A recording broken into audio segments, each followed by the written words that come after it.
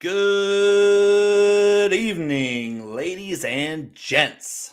Welcome back to Hot Route with me, Bo McBrayer, aka the King of Spice. 2 weeks ago, we broke down the 2022 rookie quarterback class and the ones that were going to be likely to be drafted in a 4-round rookie draft for dynasty fantasy football. I do apologize for that potato quality video feed we had last time. That webcam has been sent to greener pastures to frolic with every camera that ever captured Bigfoot and that little 4 megapixel Canon you used to shoot dirty mirror selfies before we got smartphones. Tonight, we are headed to my favorite position to scout, running backs. Do they matter? How much stock do we put into the combine performances in a couple weeks? What about landing spot? These running backs, they come in all shapes and sizes. You have guys accustomed to gap running schemes and others who excel in the more popular zone running schemes. Aside from the great ones, there's only 2 or 3. I will give a rundown on the running backs I will look to grab in dynasty rookie drafts this offseason. Some of you guys, including myself, have a couple already going.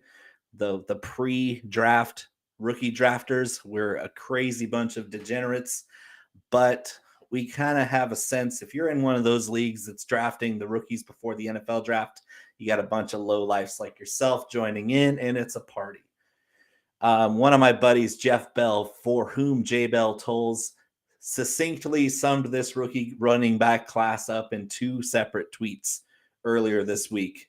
He said on the first tweet, the 2022 running back class is deep. And then another tweet separately sent out, because Jeff Bell is the master of sarcasm on social media. He comes out and says, the 2022 rookie running back class is not deep. I think I know what he's talking about. This class is deep in the fact that there's a good number of these guys that have the potential to be NFL starting caliber running backs if things fall the right way.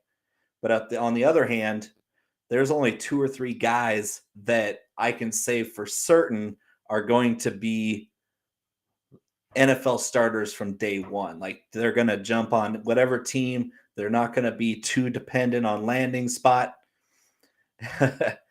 It's going to come down to, outside of those top 2 or 3 guys, who's going to step up, who's going to have things break the right ways, who's going to stay healthy, who's going to land in a system that props them up, hides some of the blemishes, because this class is full of blemishes.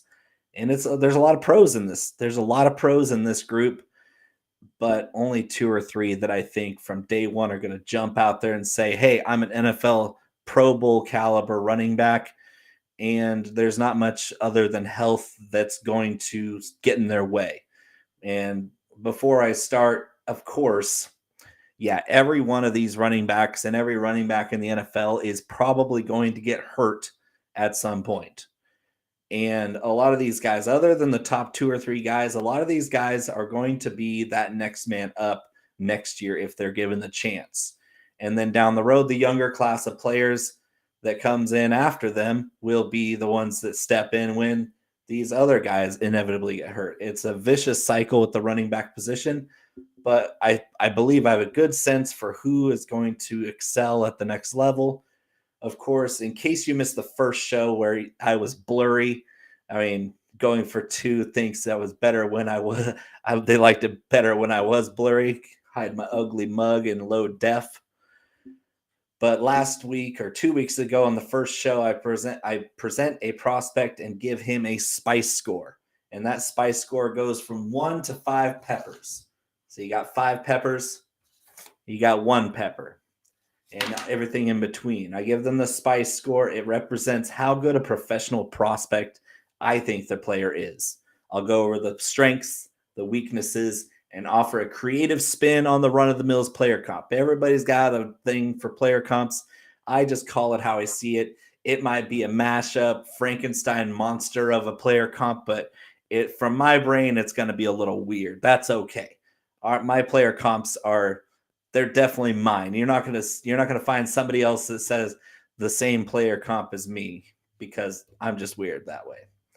Let's get started with my top running back prospect of 2022.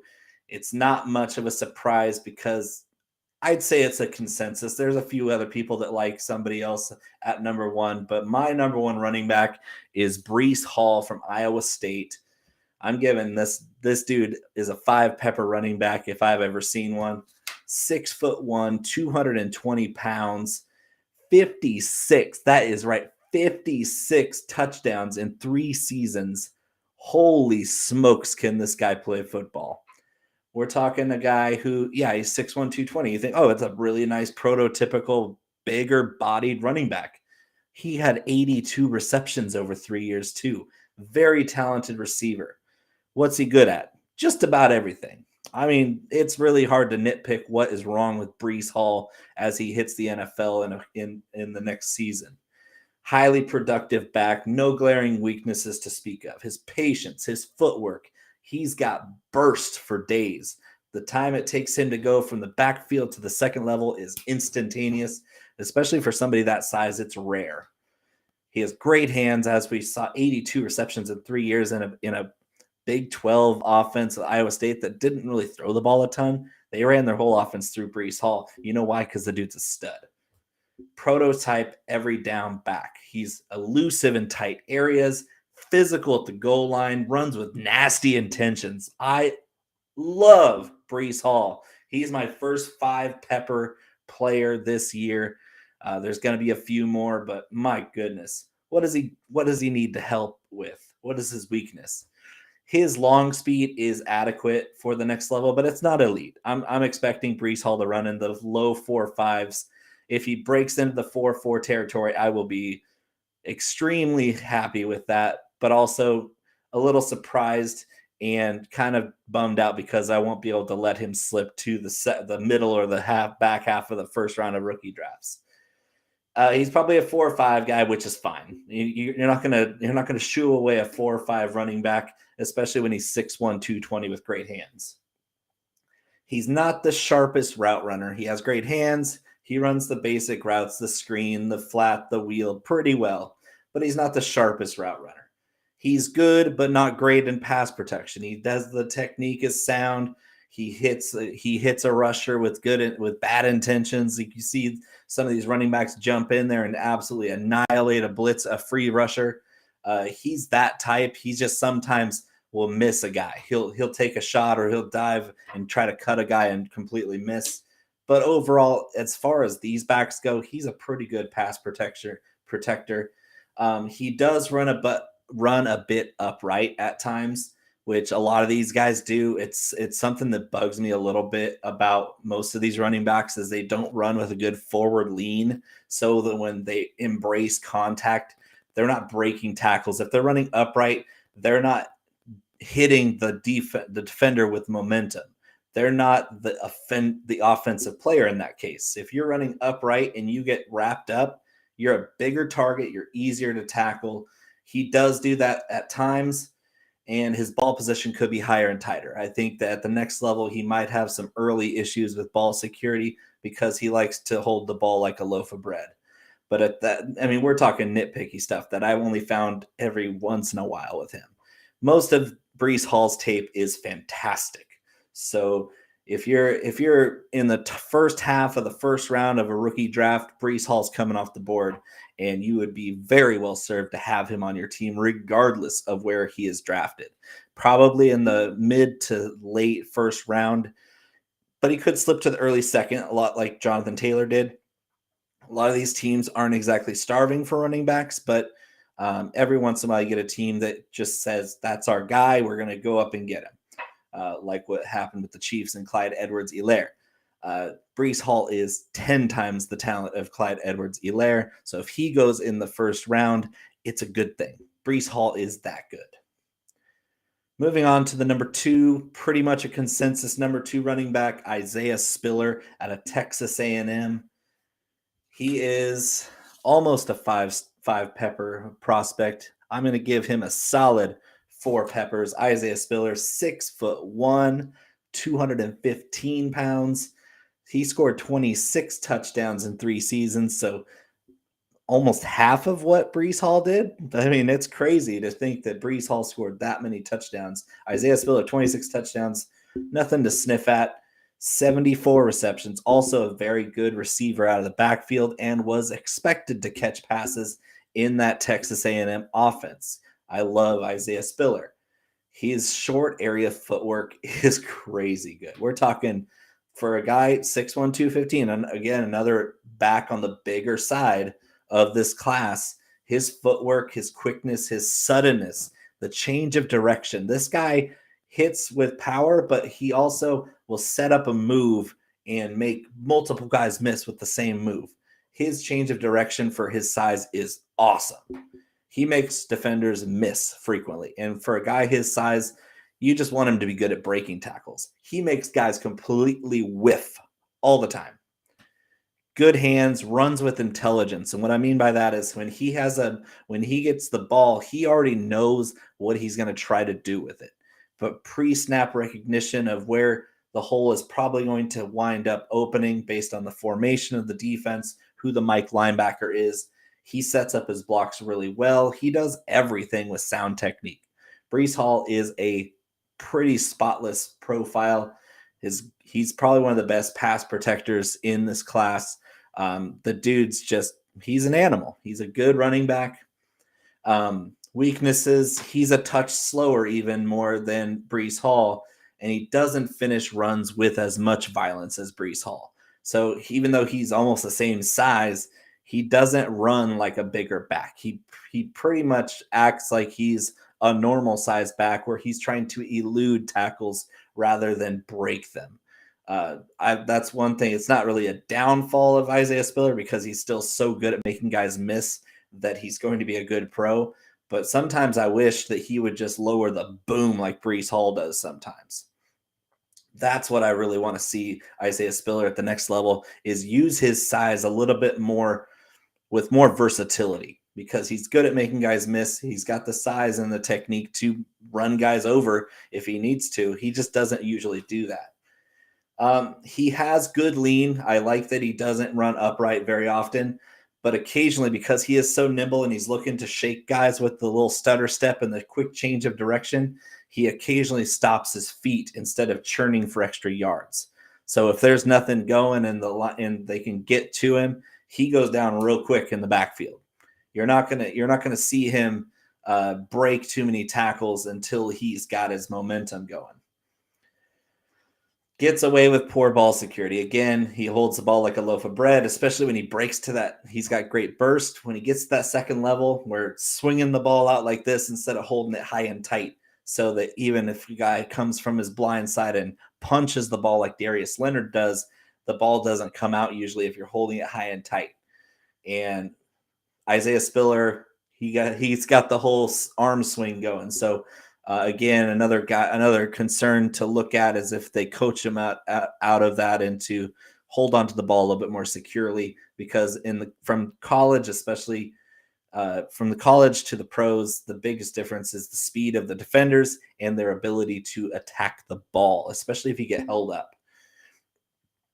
He gets away with that a lot, and he relies on jump cuts and quick changes of direction because he doesn't have a lot of wiggle. And yeah, I'd say he makes a lot of guys miss, but he does it just by how good his footwork is, how quick he shifts his hips and dips down, and then he can go left to right in one step. And we're talking instantaneous. He doesn't have a lot of wiggle to him, though. He's a quick change of direction guy, but he's not going to shake and bake. He's just going to start going one way and give you the okey doke and be going a different direction. I'd like to see him get a little bit more wiggle in his game.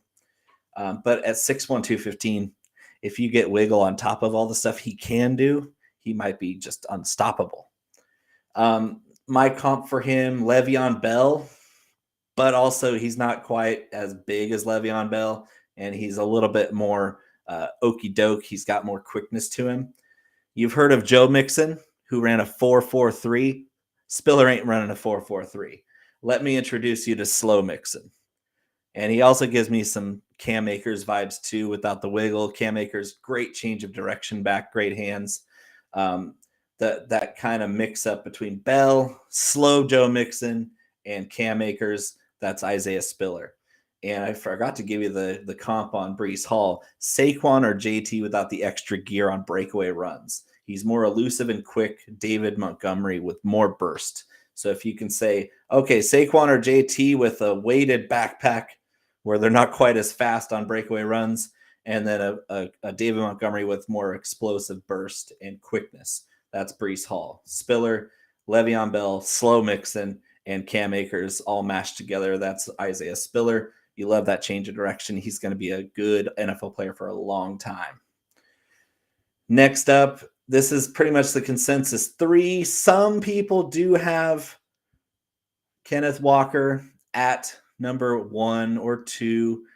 I didn't see that in his game compared to the other 2 guys. Kenneth Walker III out of Michigan State by way of Wake Forest. He had 1 season at Michigan State. I'm giving Kenneth Walker 4 peppers. More of a middling to lower end 4 pepper score. He's definitely a step down from Spiller and Hall for me. 5'10", so he's shorter, 2 inches shorter than the other 2 guys, but he's stocky, 210 pounds, 36 touchdowns in 3 seasons. 19 of those came last season for Michigan State. This dude has a nose for the end zone, and unlike Spiller and Hall, only 19 receptions over his college career. That's a big red flag because I have to really dig to find him getting much opportunity to catch the football in Michigan State's offense. That sometimes that's not his fault, but I also wanted to see when he did get those chances, what did he look like with those chances? So before I get to that, strengths, excellent vision, patience. Kenneth Walker is always looking for that home run ball. He's got more wiggle than the first 2 guys, and short area quickness is on par with those 2 guys. He's got much better ball security. I'm talking high and tight. This guy goes through the line, and you're not going to punch the ball out on Kenneth Walker. He is dangerous in open space. He's got a nose for the end zone, obviously. 36 touchdowns in 3 seasons, 19 last year. Nose for the end zone. That's a real thing. That's the trait we saw from Austin Eckler last year, where you're like, oh yeah, he's not a goal line back. The dude scored 20 touchdowns. Kenneth Walker III has a nose for the end zone. He's going to score. Aaron Jones, another guy with that nose for the end zone, where he just seems to score more touchdowns than other players.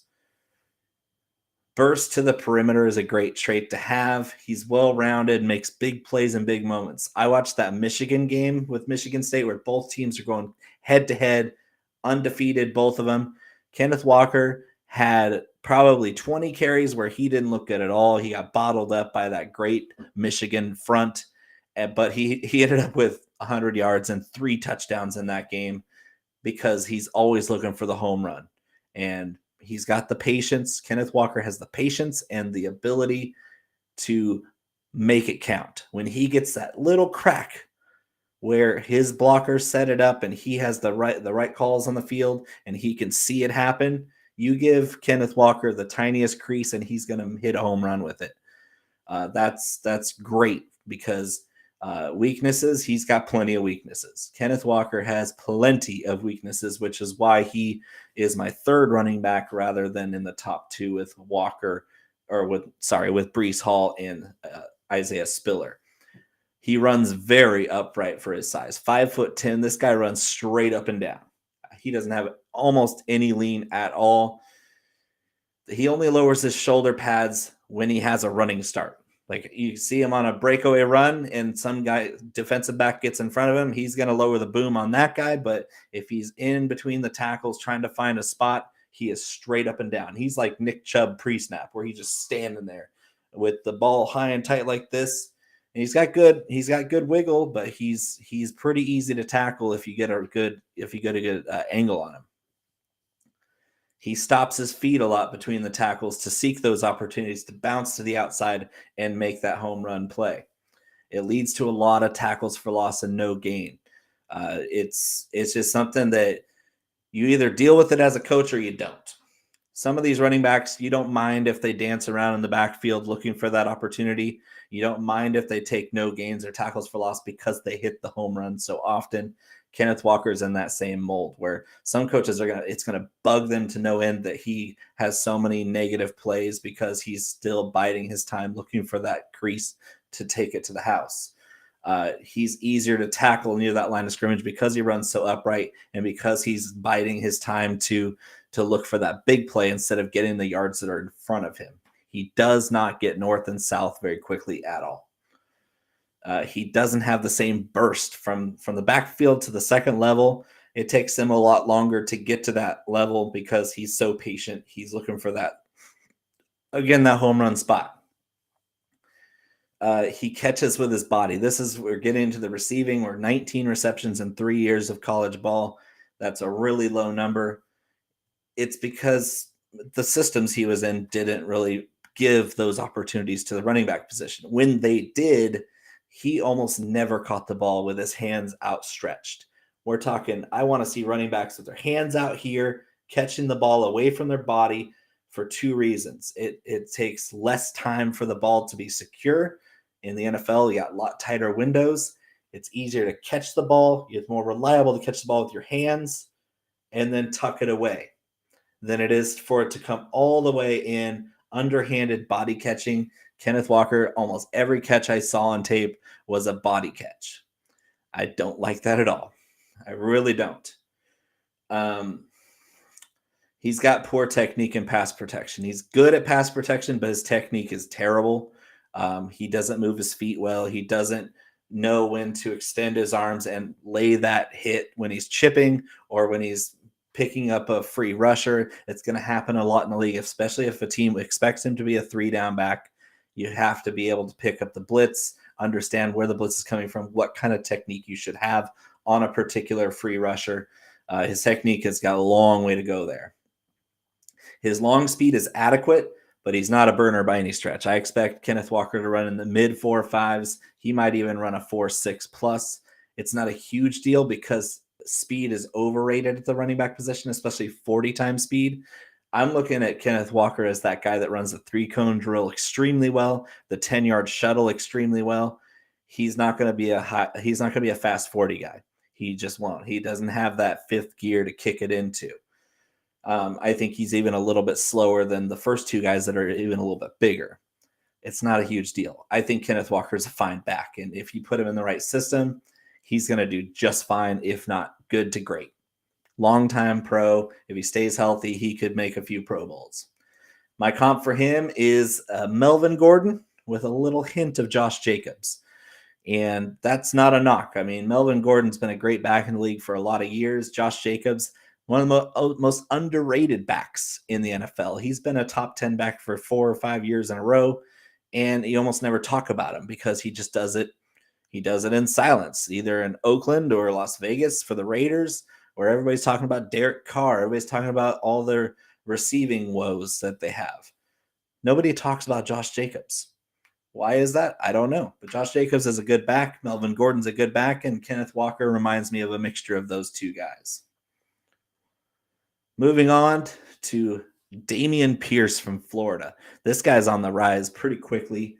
I give this guy a 3-pepper score. Damien Pierce out of Florida. 5'10", 215 pounds. This guy is built like a fire hydrant. 28 touchdowns in 4 seasons, 13 rushing and 3 receiving touchdowns last season in 2021 for Florida. Didn't get a lot of opportunities, but by golly, the dude averaged nearly 6 yards a carry. He caught 45 passes over his 4 years with limited work. I love the way this guy runs, and I want a guy that's going to go to war for you. Damien Pierce is going to go to war for you. Whatever Damien Pierce is going to do on the field, it's going to be violent. And you kind of worry about his long-term health that way because, I mean, we're going to get to the comp, but he reminds me of a few violent runners that didn't last long because they were violent runners. But he runs angry.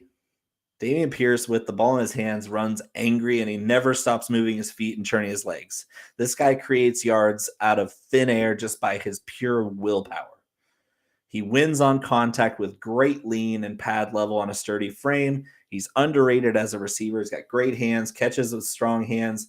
And this guy, his mission, and that's what I love so much about Damien Pierce, his mission is to get north and south, where he can pick up yards in bunches. He's a one-cut runner, not a lot of wiggle, not a lot of agility to him. One-cut runner, good ball security. He never fumbled in his 4 years.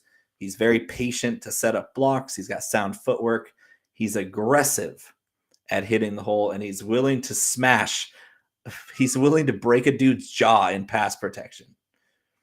And for all those things that you love about him, he does have some weaknesses. He's not an elusive back. He doesn't shake anybody. He doesn't show a ton of burst for how well he hits holes with authority. He doesn't get there quickly. He's not an explosive back in that way.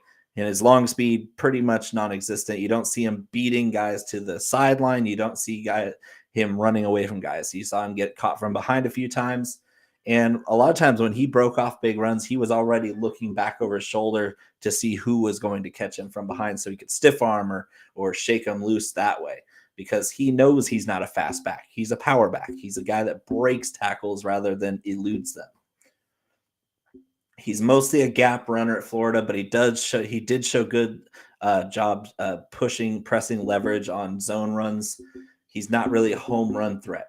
He needs more work as a zone runner to get that one cut system to work for his skill set. I think he's got plenty of potential in that area. If he goes to the right team, Damien Pierce could be a force. Not a home run threat. He's not an early declare, but he's still just turned 22. I think his birthday might be either today or yesterday or tomorrow. It's very soon. He's turning 22, so he's a young senior, if you can call him that. Here's the comp. He's a Marion Barber. You remember Marion Barber for the Cowboys out of the University of Minnesota? Big, not really over, like maybe 6 foot, 6'1", 220, 25 pounds. Ran mean. Like, he didn't try to shake anybody. He was trying to hurt somebody with the ball in his hands. Marion Barber clone, but he has got better hands than Marion Barber and better vision than Marion Barber. I think he's Javonte Williams without that burst. Like, Javonte Williams last year jumped off the screen because he got from the backfield to the second level like that, and then he dragged people. I think we see that same kind of forward lean, never quit attitude out of Damien Pierce. I really, really do like Damien Pierce as a pro prospect, assuming he goes to a system and a team that embraces his qualities and props him up that way. That was the top 4, what I call thumpers in my scope of what I like to see from the running back class this year. 4 thumpers. The other guys I'm going to outline are Scat Backs that aren't quite the same, cut from the same mold. We have 2 different schools of thought in the NFL with running backs. The bigger guys that have 3-down potential, they're usually over 210 pounds. And they show the ability to break tackles instead of just evade them. So those are my top 4 thumpers. Other thumpers in this class, Tyler Algiere from BYU. I gave him 3 peppers. Lots of power, runs with good pad level and lean. Not the best receiver, not the fastest guy, not the most wiggle. 3 peppers is fine. I just think that if he goes to the right system where he's given the opportunity, Tyler Algiere he's going to be fun to watch. Zonovan Knight out of NC State, I give him 3 peppers. He's got a little bit more burst than Algiere, but he's just limited. Like, you didn't see a lot out of NC State. Gave him a lot of run, but every time you look at the stat sheet or you look at what Zonovan Knight actually did, it wasn't that impressive. I wasn't impressed with the analytics around Zonovan Knight. But when you watch him on tape, he looks good. You just don't see the numbers to back it up. So for fantasy purposes, be careful about Zonovan Knight unless he goes to a really perfect situation and falls into a nice job pretty soon on. Brian Robinson out of Alabama, 3 peppers. Very poor receiver out of the backfield, but he's a very powerful back. He breaks a lot of tackles. He's got almost no lateral agility or wiggle to him. He's a north-south one-cut runner that breaks a lot of tackles. He's not going to be a receiving threat. You're hoping that he turns into a touchdown upside kind of guy, but I'm not a huge fan of Brian Robinson at the next level. Jerome Ford is the opposite of Brian Robinson, where he's one of the fastest guys in this class. He's a track star, ran a 10.62 100-meter dash.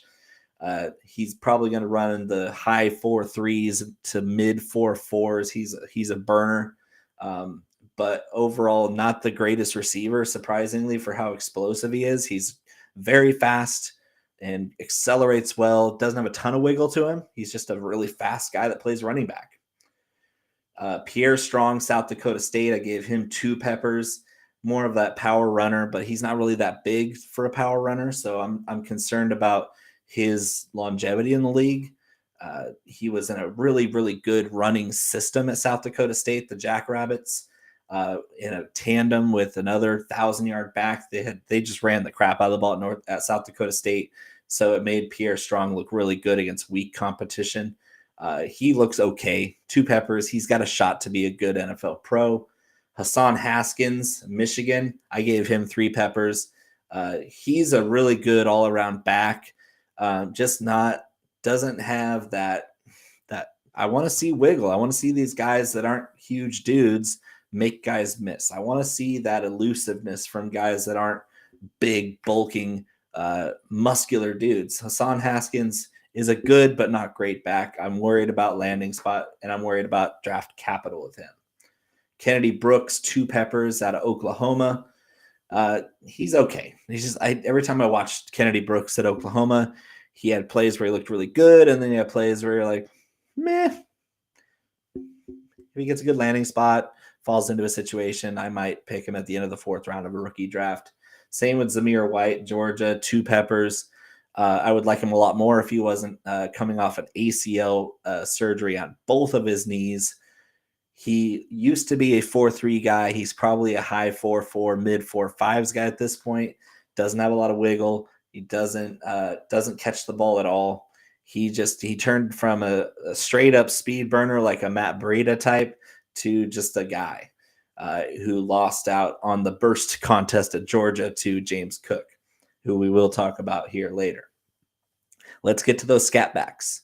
These are guys under 210 pounds that are good receivers who are going to find themselves in a role that's more equipped for 3rd down, 2-minute drill, the ones that really frustrate you because you want one of them guys to get an opportunity to carry the ball more than 10 times a game, but it really never happens unless there's an injury. My top Scat Back is Kyron Williams out of Notre Dame. I gave him 3 peppers. These Scat Backs, none of them are over 3 peppers because they just have that limited role in the NFL. The NFL is not going to give these guys a bell cow role, unfortunately. Kyron Williams, Notre Dame, 5'9", 195 pounds, 31 touchdowns in 2 seasons, 78 receptions. And that jumps off the page because this guy is an incredible receiver. His strengths, incredible lateral agility, quickness, footwork, contact balance. He's among the best, if not the best, receiving backs in this class. Great hands. He's the best route runner in this class by far. This dude can line up in the slot any down. I would let him just run those quick little routes, get into space because he's got a full arsenal of elusive moves. Full arsenal. We're talking, this guy is really tough to get a hand on. He's an early declare, which you do like to see with running backs because their shelf life is simply shorter. I want to see those 20, 21-year-old guys hit the league when they're still healthy. He's got a nose for the end zone for his size. So if he does find himself in a situation where they give him goal line carries, he's going to be adequate.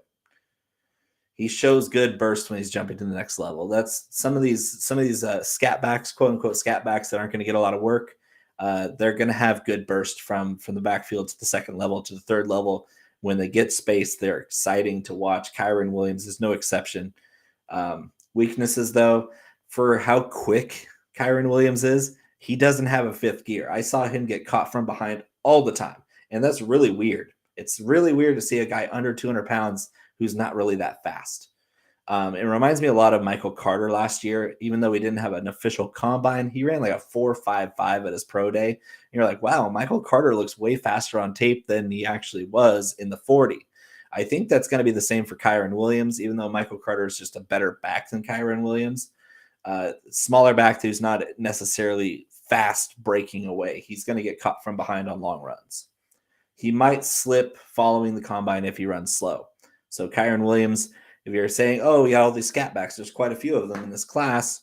The ones that are going to run fast are going to jump after the combine, and the guys that run slow are going to fall. Kyron Williams might fall if he runs in the 4.5s or even 4.6s, because I don't think he's that fast. He doesn't have good upper body strength, and he struggles to shed tackles between the tackles. So if he is put in that situation, he gets tackled instantly. We're talking does not break any tackles in the box. And that's a big concern. That's why these guys don't get a lot of run in the NFL. His vision and patience are only average, and he's sometimes tentative to use that burst through the running lanes to get north and south. We saw a lot of wiggle, a lot of bounce, not a lot of patience to wait for his blocks to develop so he could use that burst to get to the next level. He goes long stretches. He doesn't always do this, but long stretches where he runs very upright and goes down instantly.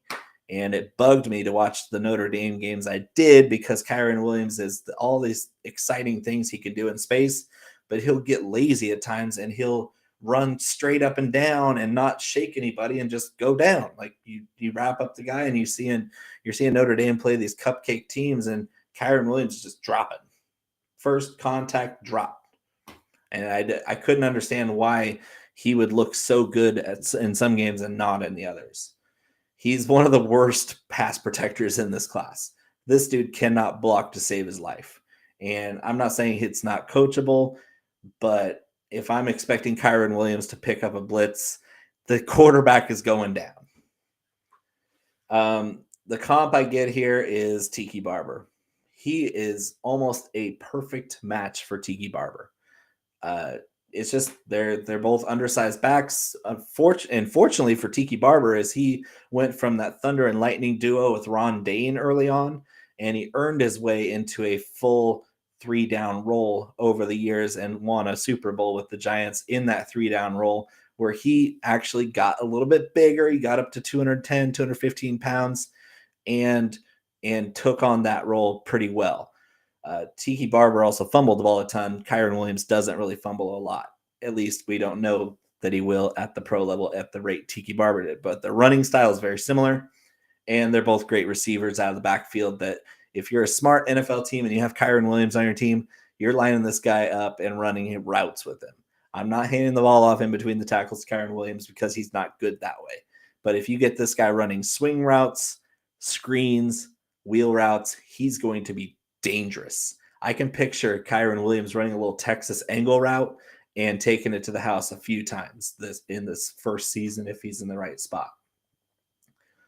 Moving on, a lot of these people love Rashad White out of Arizona State.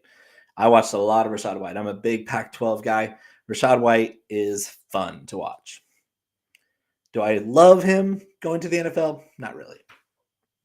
I give Rashad White 3 peppers, 22 touchdowns in 2 seasons, 6'2", 210 pounds, tall and lanky for a running back. He doesn't look the part. He looks more like a wide receiver out there. 43 receptions last season alone. His speed and acceleration and in space jump off the screen. And I'll say in space with Rashad White multiple times in this, because that's what you want. You want Rashad White in space. He's got great natural hands. He excels as a short and intermediate receiver, an absolute weapon in space. This guy, if you give him any room around him at all, he's going to make the fireworks go off. His agility for his size is very, very much above average, and his one-cut burst is excellent. A true home run threat. I didn't see Rashad White get caught from behind very often at all. He's a 4.4 guy through and through, and for a 6'2" guy, he's going to be fun to watch in the right role. Weaknesses, though, for a larger back, he's not a physical runner at all. He avoids contact at all costs. His contact balance is not great either. So I get it. Like he gets wrapped up or he gets engaged in a tackle, the dude's going down. He struggles to get north and south and impose his will between the tackles, which is surprising. The dude's 6'2", 210. You would think, oh, I want this guy with the great burst and the acceleration and long speed to get north and south quickly. But Rashad White doesn't do it. He bounces to the outside at all costs. He tries to do a spin move every 3 moves. He has the desirable speed you want, but he doesn't play like it. He plays like a scat back despite having desirable size for the position. Everybody's going to look at him on paper. 6'2", 210 pounds. That's our guy. And you watch him on tape and go, are you sure he's not 5'9"? Because he doesn't run like he's a bigger guy. He uses the spin move way too much. This dude spins and spins and spins and spins and spins. You're like, dude, just run down the field. Your object is to get yards, and you spinning and going down immediately doesn't help you. He has decent pad level, but he's not known for breaking many tackles once he's engaged, and he did run upright quite often because he's not really trying to lower the shoulder ever. He never engages contact. He's always trying to shake and bake in the middle of the field, not trying to break tackles. He's trying to avoid tackles. If he just understood that he's a bigger dude, he could break a lot more tackles. He's another below average blocker in this class. There's plenty of guys in this class where I'm looking at them going, these guys can't block worth a damn. And he's one of them. In space, the dude looks a lot like Demarco Murray. He's explosive. You remember Demarco Murray back in those Dallas Cowboys days, back at Oklahoma. This guy's a home run waiting to happen. And you give him an inch, he'll take a mile. He needs to work on his toughness to round out his game at the next level. If he's not going to run tough, you might as well just scrap it because we're not going to be able to see him break away runs if he's not willing to lower the shoulders and break through tackles because you don't have the same running lanes as he did in the Pac-12. The Pac-12 defense optional, Rashad White ran amok on the Pac-12. It's not going to be that way in the NFL. He needs to toughen up and start lowering the boom for his size or he's going to fade out. The next guy. This is my guy. Jerrion Ealy from Ole Miss, Mississippi, 3 peppers. I think he's got upside to be a 4-pepper guy. 5'8", 190. We're talking little guy. Little guy, but plays big. 26 touchdowns in 3 seasons. 2 of those were on kick returns. 67 receptions over the 3 seasons. We're talking breathtaking speed and acceleration. This guy is lightning. His short area quickness, elusiveness are nasty. We're talking nasty moves in the open field. He is one of the most electric in this class of running backs. Underrated strength, contact balance, and physicality. He's not afraid. If he was as big as Rashad White, he would be unstoppable. Unstoppable because he's not looking to just shake and bake. He's looking to lower his head and shoulder pads and lay the lumber if he needs to. He's not afraid of contact. He's got great hands. They didn't expect him to catch many passes at Ole Miss, but every time I saw him catch passes, it was natural. He's got great route running technique as a receiver. He never dropped any passes his whole college career. He can be deployed anywhere on the field. Jerrion Ealy, 5'8", 190, put him anywhere. You're going to want to get him in space, water that flower, watch him grow and take off and watch him pull away from everybody. This guy's going to be running a high 4.3s, low 4.4s. He is fun. His body lean and lower body strength for his stature are great too. He's patient between the tackles. He sets up his blocks. He hides behind the line very well. He's got the best burst in this class. I saw him kind of huddle behind. He's 5 foot. He doesn't have to huddle. I don't know why I'm doing that motion, but getting behind the line and then exploding into the second level. Jerrion Ealy, oh my God, what a breathtaking player. I love Jerrion Ealy. Weaknesses, he's a little guy. He's not going to get the same opportunity in this league that you might hope from a guy because he's smaller. 5'8", 190 is small. And unless you're special at that size, you're not going to get the same opportunities. I don't know that Jerrion Ealy is special. He's fun to watch, but it's going to be hard to say that an NFL team is going to look at him and say, that's our guy. He's not going to offer much in the NFL in the way of tackle breaking or pushing the pile. It's just not him. He's unlikely to be used between the tackles in the NFL, and that really will affect his draft capital. And draft capital in Dynasty really does matter. It doesn't matter a ton, but it does matter. You can't just discount a guy who falls to the 4th or 5th round because that's how the teams value it. And it's unfortunate for a guy that I like so much, like Jerry Neely, but it's reality. He's not a blocker. He's a little guy. He's overmatched. He was already overmatched as a pass protector in college. You take it to the NFL, he's not going to be the guy that you want standing in to chip block or cut down a free rusher. He's going to be the guy you want running routes. He's not going to take on any blitzers. He doesn't set up his blocks well to hit the right lane all the time. So some of that patience and leverage and understanding how the defense flows, he sometimes doesn't look that good in between the tackles because he's not waiting for that right moment to explode. This is the love child of Darren Sproles and Warwick Dunn. And for all that it's worth, great kick returner, great receiver, explosive for his size. Warwick Dunn and Darren Sproles had a baby. His name's Jerry Neely. 3 peppers. The last breakdown for the Scat Backs is everybody's favorite little brother, James Cook out of Georgia. I'm giving him 3 peppers. Yes, that is right. He is Dalvin Cook's little brother. Only 5'11", 190, so he's skinny. 20 touchdowns in 4 seasons. He didn't get used a lot because, Georgia is running back university. He's going to have to wait his time. He's still got a good run in all 4 seasons, so they did know what they had there in Athens. 67 receptions over 4 years. That's pretty good. I'm not saying it's amazing, but not amazing volume-wise, but much like his big brother Dalvin, James Cook is fast. Whew! He is fast and agile, and he's the most fun to watch in the open field in this class. Him and Jerry Neely, for me, I could watch them all day long and just watch them in open space, making guys miss, taking it to the house from anywhere on the field. James Cook is very elusive, and he's got a full repertoire as a receiver from the backfield. They love to throw those little angle routes, screens to James Cook were must-see TV.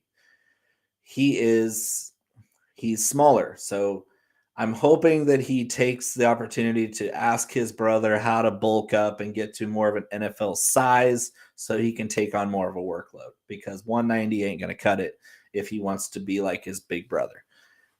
I believe Dalvin got up to 205, 210, and now he's one of the top running backs in the NFL. At this stage, he's not the same player Dalvin Cook was when he came out of Florida State, but he's still exciting.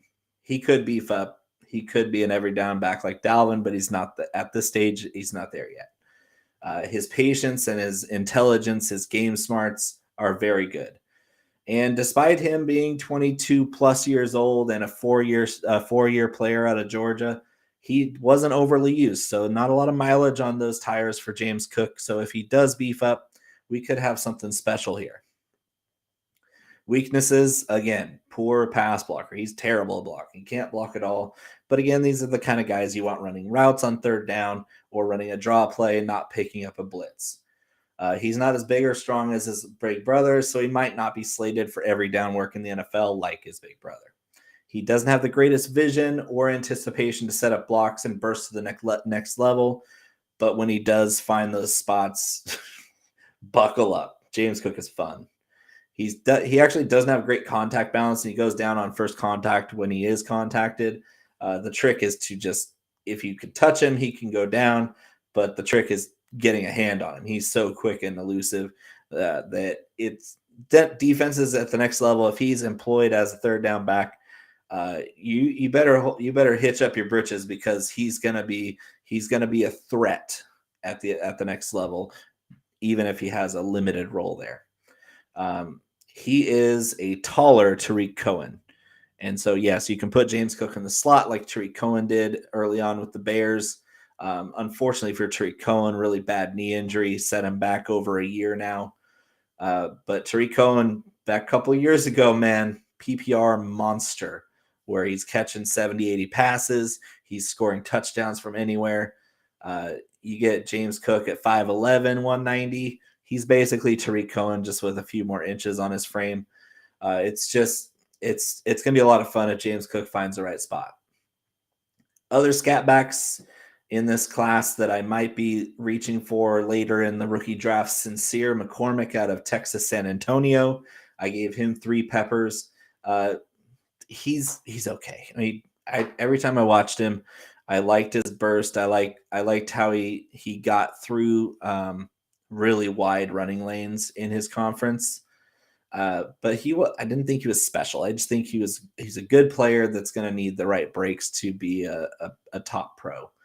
Tyler Beatty out of Missouri, 3 peppers, same thing. I actually like Beatty, but he's a really little guy. I think he's going to top out at 195, no matter if he could drink 4 gallons of milk a day and he'd still top out at 195. Little guy, played in Missouri, so he got lots of run there. Great receiver.